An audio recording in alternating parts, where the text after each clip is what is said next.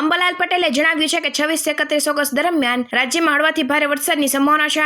6 થી 10 સપ્ટેમ્બર દરમિયાન વરસાદની શક્યતા છે. 12 સપ્ટેમ્બરના રોજ સમુદ્ર પર ભારે પવન અને વરસાદ પડી શકે છે. 12 સપ્ટેમ્બર પછી બંગાળની ખાડીમાં હળવું દબાણ બની શકે છે. આને કારણે ગુજરાતના કેટલાક ભાગોમાં વરસાદ પડી શકે છે. આગામી દિવસોમાં હવામાન બદલાઈ શકે છે. 20 સપ્ટેમ્બર પછી ચોમાસું રાજ્યમાંથી વિદાય લઈ શકે છે, પરંતુ ઓછા દબાણને કારણે ભાદરવામાં પણ વરસાદ પડી શકે છે. હવામાન વિભાગની આગાહી મુજબ આગામી 7 દિવસ સામાન્ય વરસાદની શક્યતા છે. સૌરાષ્ટ્ર અને દક્ષિણ ગુજરાતના કેટલાક વિસ્તારોમાં વરસાદ પડી શકે છે. રાજ્યમાં ઓગસ્ટમાં ખૂબ જ ઓછો વરસાદ પડ્યો છે, જેના કારણે મોસમના સરેરાશ કરતા 7% ઓછો વરસાદ પડ્યો છે. સૌરાષ્ટ્ર અને કચ્છમાં સામાન્ય કરતા 30% ઓછો વરસાદ પડ્યો છે.